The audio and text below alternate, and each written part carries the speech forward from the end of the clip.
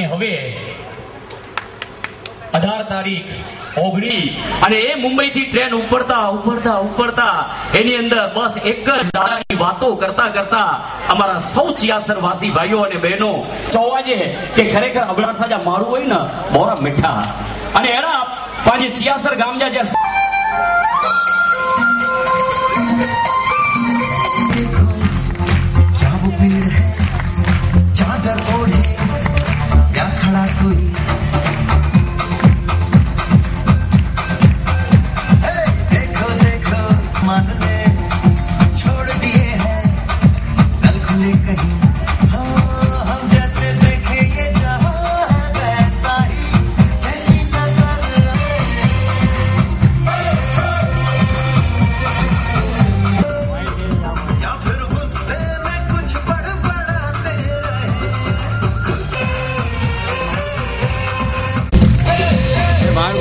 મુંબઈ ત્યાંથી ગુજરાત અને ત્યાંથી સિયાસત ત્યારે આ આપણે જોયું છે એમાં ત્યારે ખરેખર આજે આપણે જોઈ શકીએ છીએ કે આ મુંબઈ વાસીઓ આજે ત્યાં આખો આ માહોલ અહીંયા સાંસ્કૃતિક કાર્યક્રમમાં જ્યારે ભાગ લીધે અને આખો અહીંયા આ જે વિનીતા નગરીનો જે મંડપ છે આખો ભરપૂર છે આજે અને લોકો આજે બધું ભૂલી અને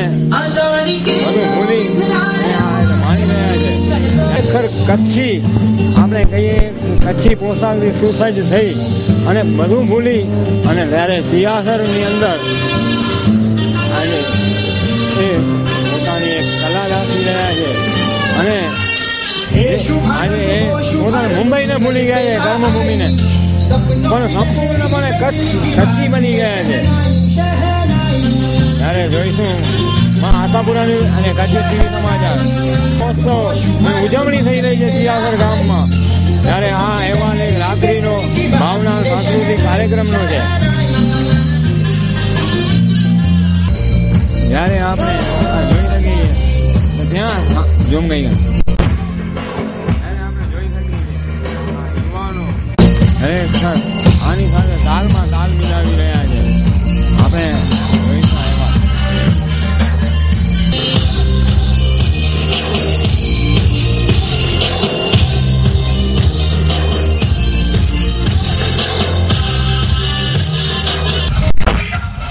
આપણે જોઈ શકીએ વિનીતા નગરીથી બહાર પણ આજે લોકો બેસી અને માણી રહ્યા છે આ કાર્યક્રમને જે આપણી સમક્ષ વિનીતા નગરીનો મંડપ જે દેખાઈ રહ્યો છે. ત્યારે આપણે જોઈ શકીએ છીએ કે એ ભરપૂર ભરેલો છે. આખો મંડપ જ્યારે ભરેલો છે અને બહાર પણ લોકો અહીંયા બેસી અને આ કાર્યક્રમને માણી રહ્યા છે.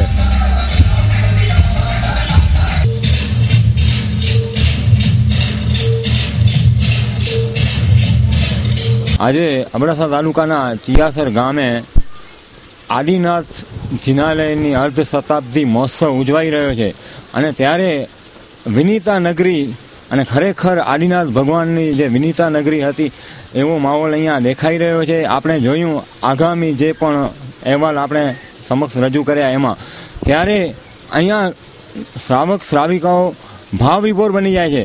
પણ એ ભાવ વિભોર બનાવનાર પણ એક એવી વ્યક્તિ છે જે પડદાની પાછળ છે. તો આજે આપણે એમનો પરિચય કરાવીશું અને ખાસ કરીને જૈન વિધિકાર પ્રખર એવા નરેન્દ્રભાઈ નંદુ તો આપણે એમને મળીશું અને આપણે એમની પાસે જાણીશું કે પ્રથમ તો આપણે એમનો પરિચય મેળવીશું. નરેન્દ્રભાઈ, પ્રથમ તો આપનું શું પૂરું નામ છે ને કયા ગામના છો આપ? આપનો પરિચય. મારું નામ નરેન્દ્ર રામજી નંદુ અને હું કચ્છ ગામ વાંઢ, માંડવી તાલુકામાં વાંઢ ગામ છે એ મારું ગામ છે. પણ જન્મ મુંબઈ થયો, રહેવાનું મુંબઈ છે, અહીંયા ક્યારેક આવવાનું થાય. જ્યારે આજે આપ એક આપણે કહીએ કે મહાપંડિત વિધિકાર છો એવા, કારણ કે વૈષ્ણવ સંસ્કૃત ભાષામાં પંડિત કહીએ છીએ આપણે, ત્યારે જૈનમાં જે આપ વિધિ કરો છો ક્યાંથી પ્રેરણા મળી આપને? આજથી લગભગ 31 વર્ષ પહેલાં અમારા વાંઢ ગામમાં 2 દીક્ષાઓ હતી અને એ 2 દીક્ષાનું આખું સંચાલન મેં કરેલું. અને એ વખતે કચ્છી સમાજના જાણીતા વિધિકાર બંકિમભાઈ ત્યાં આવેલા અને મારી એમણે સ્પીચ જોઈ અને મને એમણે ઓફર કરી કે અમારી સાથે જોઈન્ટ થઈ જાઓ. તો અને મને આ થોડું ગમતું હતું આ બધું, અને હું એમની સાથે જોઈન્ટ થઈ ગયો, અને લગભગ 1983થી રેગ્યુલર ચાલુ છે. જ્યારે આજે આપણે વાત કરીશું કે આપણે જે પણ અહીંયા વિધિ વિધાનો થતા હોય છે, અને અભિષેક છે, મહાપૂજનો જે પણ છે, એના તો ખાસ કરીને જે તે જમીન ભૂમિ ઉપર જે થતા હોય છે એનો એ ભૂમિને એ ગામને શું ફાયદા મળતા હોય છે, અને એની અંદર જે બેસનાર વ્યક્તિઓ છે એમને શું ફાયદા મળતા હોય છે? આમાં આ જે બધા પૂજનોના પવિત્ર મંત્રાક્ષરો છે એના દ્વારા પોઝિટિવ એનર્જી ઉત્પન્ન થાય છે. જે ઉર્જાનું એક આભા મંડળ ઊભું થાય છે, જેના કારણે એ આભા મંડળની અંદર આવનાર લોકોને પહેલાં તો માનસિક ખૂબ રાહત મળે છે, એનું આત્મબળ બી વધે છે, અને એ ભૂમિના જે દેવતાઓ છે, ક્ષેત્રપાળ દેવતાઓ, દિશાઓના દેવતાઓ, એ બધા તુષ્ટિ પામે છે, અને નેચરલી આ બધા દેવો સંતોષ પામે તો લોકોની વૃદ્ધિ, કલ્યાણ, મંગલ કરનારું આ વિધાન છે. એક તમને નાનકડો દાખલો આપું. 1999ની અંદર મારો સિદ્ધચક્ર પૂજન અમેરિકાની અંદર હતું, ને અમેરિકાની જૈના સંસ્થા, જેની સાથે અમેરિકાની 66 સંસ્થાઓ જૈનોની જોડાયેલી છે, એ જૈનાના ઉપક્રમે સિદ્ધચક્ર પૂજન હતું, ને લગભગ 10,000 માણસો હતા. તો સિદ્ધચક્ર પૂજન ચાલુ કર્યું ત્યારે મારી બાજુમાં એક જર્મનીથી ભાઈ આવેલા હરમન ખૂન, એ આંખો બંધ કરીને બેસી ગયા. એ પૂજન અમારું લગભગ 7 કલાક સુધી ચાલ્યું. હરમન ખૂન એમને એમ જ બેઠા હતા કૌશકમાં ધ્યાનમાં. પૂજન પૂરું થયું એટલે એણે મને પૂછ્યું કે આજે તમે જે આ પૂજા કરાવી, નેક્સ્ટ ક્યાં છે?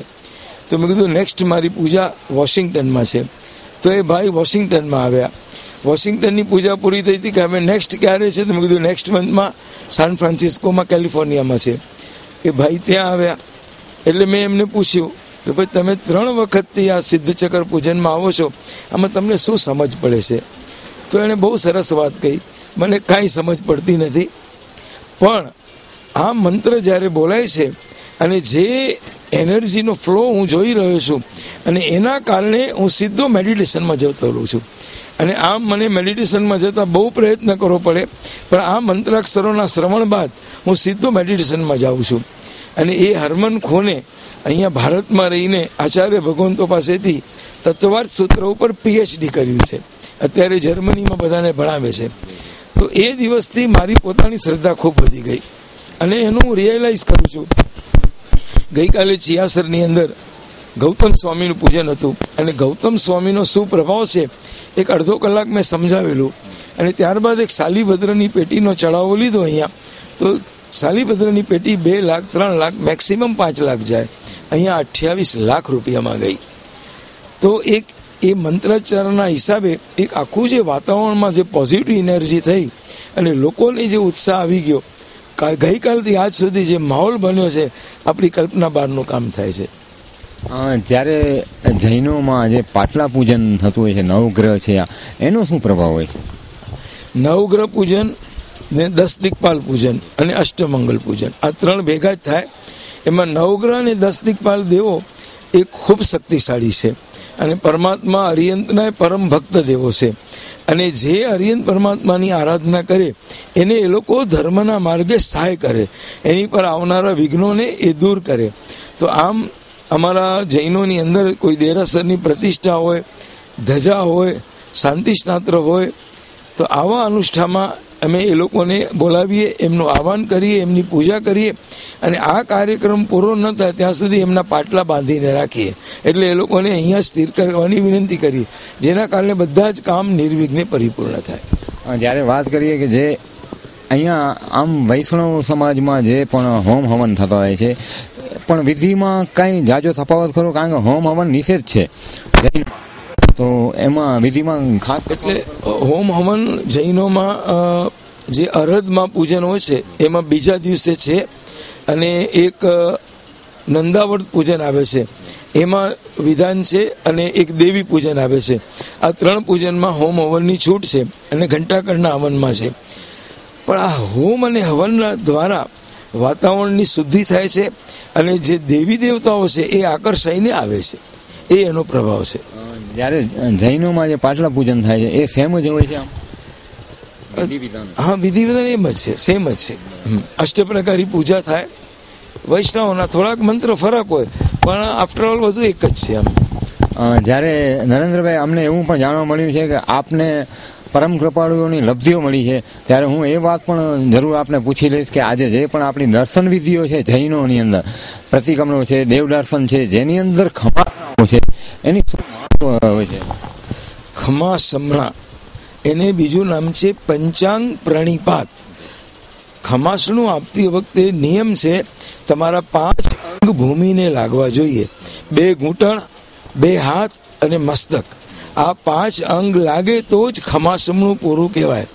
અને આ છે ધાર્મિક રીતે વિધાન, પણ એનું તમે યોગની દ્રષ્ટિએ વિચારો તો શરીરને બેસ્ટમાં બેસ્ટ કસરત આ ખમાસણા દ્વારા મળે છે.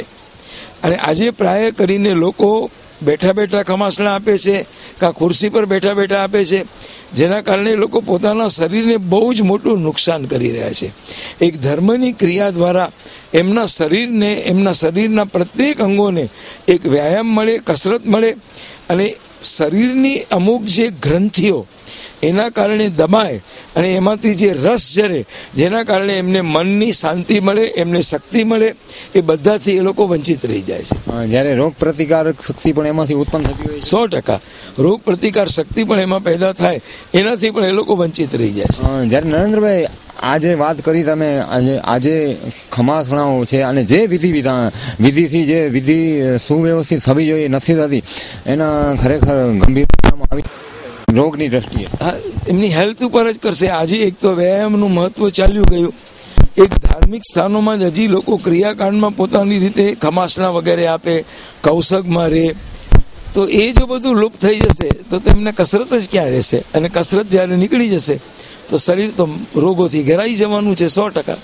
કારણ કે જે ઇસ્લામ ધર્મની અંદર પણ નમાજમાં આવી રીતના જ બધે આ જ છે. એની પાછળનું ધર્મની આરાધના કરવા દ્વારા કુદરત તરફથી મળેલું આ માનવ દેહનું જે ખોડ્યું એ શ્રેષ્ઠમાં શ્રેષ્ઠ તંત્ર છે. અને એ જો સારું હશે તો ધર્મ બી આરાધના કરી શકશો, તમે જીવન પણ સારી રીતે જીવી શકશો. જો શરીર નબળું હશે તો તમને ક્યાંય આનંદ નહીં આવે. જ્યારે અંતિમ પ્રશ્ન આપને કે શું આપ અમારા દર્શક મિત્રોને શું એવી પ્રેરણા મળી, એવી શું આપ સંદેશો આપશો? એક તો ધર્મ વિજ્ઞાન, હા, એક તો 84 લાખ જીવનીમાંથી પરિભ્રમણ કરતા કરતા આ જીવની એવી વિશિષ્ટ જ્યારે પુણ્યાઈ જાગે છે ત્યારે એને માનવ શરીર પ્રાપ્ત થાય છે. અને એક માનવ દેહ એવો છે કે જેમાં એ ધારે એ કાર્ય કરી શકે. જેમ કે દાન આપવું હોય, આમ 4 ગતિ છે આપણી: નરક ગતિ, તિર્યંજ ગતિ, દેવ ગતિ અને માનવ ગતિ. આ 4 ગતિમાં ક્યાંક ને ક્યાંક જીવને જન્મ લેવો પડતો હોય. હવે ધારો કે દાન આપવું છે તો નરકના જીવો ક્યારે આપી શકે જ નહીં, કારણ કે ત્યાં સામગ્રી જ નથી આપવાની. તિર્યંજના ગતિના જીવોને દાન આપવું છે તો ત્યાં એટલા બધા સુખી છે, કોઈ લેનાર નથી. એક માનવ જ ભવ એવો છે કે જ્યાં દાન આપવાની સામગ્રી છે, દાન આપવા માટે હાથ છે, અને દાન લેવાવાળા યાચક વર્ગ પણ અહીંયા છે. એ જ રીતે ધર્મની આરાધના, પચકાણ વગેરે તમે કહો તો એ માનવ શરીરમાં જ પોસિબલ છે. અને માનવોને એક વિવેક શક્તિ મળી છે કે જેના કારણે એ સારું નરસું એનો ભેદ પાડી શકે છે. પોતાના આત્માને શું હિતકારી છે, અહિતકારી છે, શરીરને શું હિતકારી છે, અહિતકારી, એ ભેદ કરી અને પોતાના જીવનમાં ધારે એ દરેક કાર્ય કરી શકે છે. એટલે સમ્યક દ્રષ્ટિ દેવો, જે ધર્મને પામેલા દેવો છે, એ અત્યારે સતત પ્રાર્થના કરતા હોય છે કે હું ક્યારેક ભારત દેશની ભૂમિ પર જન્મ લઉં, જૈન કુળમાં આવું અને માનવ શરીર મળી મારા આત્માનું કલ્યાણ કરું. ધન્યવાદ નરેન્દ્રભાઈ. દર્શક મિત્રો, જ્યારે નરેન્દ્રભાઈએ બહુ સરસ વાત કરી કે ખરેખર દરેક ધર્મ ગ્રંથો છે એક જ સૂચવે છે કે ધર્મ અને સાથે વિજ્ઞાનનો સમન્વય હોય તો જ આ 2 પૈડા સાથે ચાલી શકે. જ્યારે અમારા દર્શક મિત્રો જૈન અને જૈનેતર દરેકને લાગુ પડે છે, કારણ કે વ્યાયામ એ આપણો મુખ્ય ખોરાક છે શરીરનો. એના માટે જે પણ આપણે વિધિ વિધાન જે શાસ્ત્રોએ બતાવ્યા છે એના ઉપર ત્યારે ખાસ કરીને ધ્યાન દોર્યું છે કે વ્યાયામ અને ધર્મ, તો આપણે એના માટે આપણે જૈનો ચાર્યોને પણ મળીશું અને જૈન મુનિઓને પણ. દરેક ધર્મની અંદર જે ગુરુ ભગવંતો છે એ સમાજનો એક પથદર્શક હોય છે અને સમાજ ક્યાંક પણ ડાયવર્ટ થતો હોય તો એને સુમાર્ગે ચડાવવા માટેનું એક માધ્યમ છે. જ્યારે એ વંદનીય એટલે હોય છે અને પોતે સંસાર તજી અને સાધુપણું પોતાનું નિભાવતા હોય ત્યારે સમાજ એની પાસેથી ઘણું બધું શીખવાનું હોય છે અને ખરેખર સમાજે એમની પ્રેરણા લેવી જોઈએ, એમનું માનવું જોઈએ. એવું નથી કે જૈન સમાજ, દરેક સમાજ અને દરેક સમાજની અંદર ગુરુઓ હોય. ત્યારે આપણે એવા જૈન ભગવંતને આપણે મળીશું જ્યારે જૈન અચલ ગચ્છના ઘણીવર્ય શ્રી મોઢેસાગરજીને, ત્યારે આપણે એમની પાસેથી ધર્મનું એક મહત્વ સમજીશું. પ્રથમ તો વંદન મારા સાહેબ મથેણ વંદામી ધર્મલાભ. નમો હરિહંતાણમ નમો સિદ્ધાણમ નમો આયરિયાણમ નમો ઉવજ્જાયાણમ નમો લોયે સવ્વશાહૂણમ એશો પંચનમુક્કારો શબ્દપાવપણાસણો મંગલાણમ ચ સવ્યેશિં પડમં હોય મંગલમ. ઓમકારં બિંદુ સંયુક્તં નિત્યં ધ્યાયન્તિ યોગિનઃ કામદં મોક્ષદં ચૈવ. ઓમકારાય નમો નમઃ. અજ્ઞાનતિમિરાંધાનાં જ્ઞાનાંજનશલાકયા નેત્રముન્મીલિतं યેન તસ્મૈ શ્રી ગુરવે નમઃ. આજે જ્યારે કચ્છ ચિયાસર ગામમાં અહીંના આદિનાથ જિનાલયને 50 વર્ષ પરિપૂર્ણ થતાં 50મી સાલગીરા એટલે કે ધ્વજારોહણ નિમિત્તે જિનેન્દ્ર ભક્તિમય પંચાનિકા મહોત્સવ ચાલુ છે. મુંબઈથી લગભગ 700 જેટલા ભાવિકો અહીં ચિયાસર ગામમાં પધારેલા છે. ત્યારે અત્યારે આપણે જૈન ધર્મની વૈજ્ઞાનિકતા વિશે થોડોક વિચાર કરીએ. જૈન ધર્મ એ સર્વજ્ઞ પ્રણીત ત્રિકાલદર્શી સંપૂર્ણ જ્ઞાની એવા તીર્થંકર ભગવંતો દ્વારા પ્રરૂપાયેલ હોવાથી એ સંપૂર્ણપણે વૈજ્ઞાનિક છે. જૈન ધર્મના જે કંઈ પણ સિદ્ધાંતો અને વિધિ વિધાનો છે એ કેવળ પરલોકલક્ષી છે એવું નથી. આલોક અને પરલોક ઉભય લોક એના દ્વારા સાર્થક થાય છે. માત્ર આત્મકલ્યાણ થાય એવું નથી. આત્મકલ્યાણની સાથે સાથે આપણું શારીરિક અને માનસિક આરોગ્ય પણ સારી રીતે જળવાઈ જાય. પોતાના આત્માની સાથે કુટુંબ, પરિવાર અને સમાજનું પણ ઉત્થાન અને કલ્યાણ થતું રહે એ રીતે જૈન ધર્મના પ્રત્યેક સિદ્ધાંતો અને વિધિ વિધાનોનું સુંદર રીતે આયોજન થયેલું છે. આપણે એક નાનકડો દાખલો જ વિચારીએ. જૈન ધર્મમાં સૌથી પહેલાં નાના બાળકને નવકાર મહામંત્ર શીખવાડવામાં આવતો હોય છે. નમો અરિહંતાણં નમો સિદ્ધાણં નમો આયરિયાણં નમો ઉવજ્જાયાણં નમો લોયે સવ્વસાહુણમ. આ નવકારના જે 9 પદોમાંથી પહેલા 5 પદોમાં શરૂઆતમાં દરેક પદમાં નમો નમો નમો શબ્દ આવ્યો. નમસ્કાર એ મોક્ષમાં જે રૂકાવટ રૂપ જે અહંકાર છે, ઈગો, એનો નાશ કરનાર છે. અને એ નમસ્કારના પણ વિવિધ પ્રકારો છે. ફેટ્ટા વંદન, થોભ વંદન અને દ્વાદશાવર્ત વંદન. ફેટ્ટા વંદન એટલે ગુરુ ભગવંતો સામે મળે ત્યારે હાથ જોડી મસ્તક નમાવી મથ એણ વંદામી એ રીતે કહીને નમસ્કાર કરવો એ ફેટ્ટા વંદન કહેવાય. કેટલીક વાર અજ્ઞાનતાને કારણે સાધુ સાધ્વી ભગવંત આમ રસ્તા ઉપરથી પસાર થઈ રહ્યા હોય અને લોકો ચરણ સ્પર્શ કરવા લાગી જાય. હકીકતમાં એ ઉચિત નથી, કારણ કે એમ કરવા જતાં ક્યારેક સાધુ સાધ્વી ભગવંતોને આખડી ને પડી જવાનો પણ પ્રસંગ ઉપસ્થિત થાય એટલે માત્ર એ વખતે હાથ જોડી મસ્તક નમાવી મથ એણ વંદામી, એટલે કે હું આપને મસ્તક વડે વંદન કરું છું એટલું બોલીને વંદન કરી સુખ સાતા પૂછી શકાય, પણ રસ્તામાં ચરણ સ્પર્શ કરવો નહીં. બીજો પ્રકાર છે થોભ વંદન, જેની અંદર આપણા શરીરના 5 અંગ જમીનને સ્પર્શે એ રીતે નમસ્કાર કરાય. 2 ઢીંચણ, 2 હાથ અને કપાળ, એ 5 અંગ જમીનને સ્પર્શે એ રીતે જે વંદન કરાય એને પંચાંગ પ્રણિપાત કહેવામાં આવે છે. પ્રણિપાત એટલે પ્રણામ નમસ્કાર, અને પંચાંગ એટલે આ 5 અંગ જમીનને સ્પર્શે એ રીતે નમસ્કાર કરાય છે, માટે પંચાંગ પ્રણિપાત કહેવામાં આવે છે. અન્યત્ર અષ્ટાંગ એ પ્રણિપાતની પણ વિધિ છે, પણ છતાં જૈન ધર્મમાં પંચાંગ પ્રણિપાત શા માટે? તો કે અષ્ટાંગમાં તો આખા લીટી જવાનું હોય છે, તો એમાં કીડી વગેરે નાના જંતુઓની રક્ષાની શક્યતા ઓછી થાય છે, એટલે એમાં એ નાના જીવોની વિરાધના કે હિંસા થવાની સંભાવના રહે છે.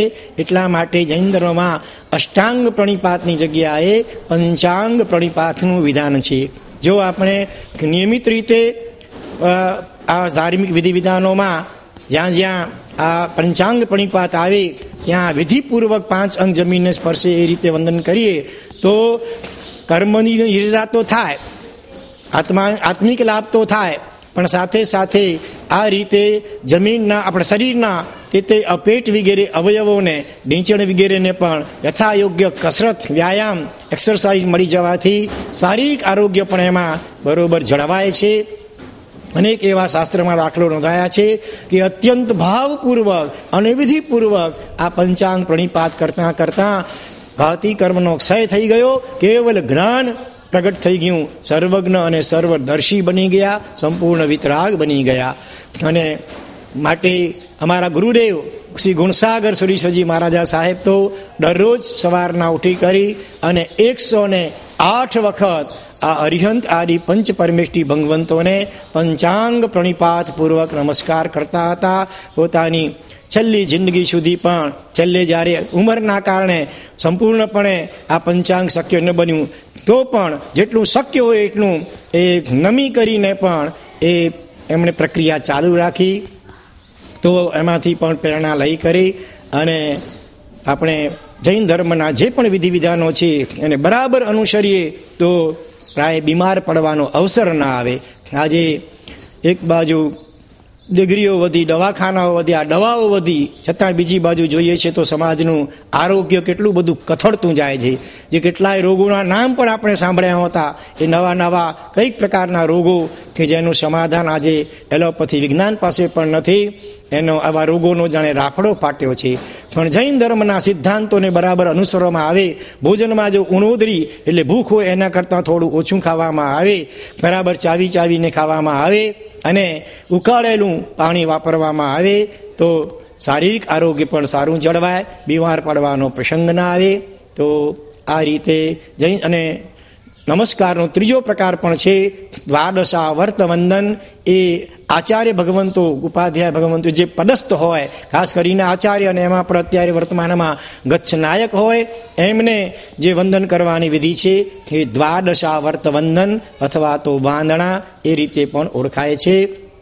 તો ટૂંકમાં જૈન ધર્મમાં જે પણ નાના મોટા વિધિ વિધાનો અને સિદ્ધાંતો છે એને બરાબર સમ્યક પ્રકારે અનુસરવામાં આવે તો આપણો સર્વાંગીણ વિકાસ થાય છે. વ્યક્તિ વિકાસ, એની સાથે સમાજનો પણ વિકાસ થાય અને આપણે સૌ શીઘ્ર મોક્ષગામી બની શકીએ. તો સૌ કોઈને સપ્રેમ ભલામણ છે કે જૈન ધર્મના સિદ્ધાંતોને ઊંડાણથી સમ્યક રીતે વૈજ્ઞાનિક દ્રષ્ટિથી એને ચકાસી કરી અને એને અનુસરી અને પોતાનું આત્મકલ્યાણ સાધો. ઓમ શાંતિ શાંતિ શાંતિ. કરી કે જે ધર્મ છે એની સાથે વિજ્ઞાન જોડાયેલું છે અને એની સાથે સમગ્ર સજીવ સૃષ્ટિ જોડાયેલી છે. ધર્મ વગર વિજ્ઞાન અધૂરું છે અને વિજ્ઞાન વગર ધર્મ અધૂરો છે. આપણે પણ અગાઉના ઘણા બધા અહેવાલોમાં આપણે આ જોયું છે. ત્યારે આજે જૈન શાસ્ત્ર પણ જે કહે છે, આપણે જૈન ગુરુ ભગવંતોએ આપણને આજે કીધું, તો ખરેખર એના થકી વ્યાયામને ટાળવો એ આપણા માટે, માનવ જાત માટે ગંભીર ખતરો છે. માટે ધર્મની સાથે વ્યાયામ જે થતી હોય છે તો ધાર્મિક તમે સુરીતે જ કરો, સુવ્યવસ્થિત રીતે કરો, જેનાથી તમને તમારા શરીરને નિરોગી રાખી શકો. અને જે વાત કરી કે અસંખ્ય જે રોગોનો રાફડો ફાટી નીકળે છે, તો ખરેખર એ માનવ જાત માટે ગંભીર બાબત છે. અને એના માટે આપણે એક જ ઉપાય છે સરળ, કે આપણા શાસ્ત્રોમાં જે ધર્મવિધિ બતાવી છે એના ઉપર ભાર મૂકી અને જે એના પ્રમાણે સુવ્યવસ્થિત ધર્મવિધિ કરશું તો જ આપણે રોગોથી બચી શકશું અને નિરોગી બની શકશું. કેમેરામેન હિતેન્દ્રસિંહ જાડેજા સાથે પપ્પુ ગોસર, માં આશાપુરા ન્યૂઝ, કચ્છ ટીવી સમાચાર, અબડાસા.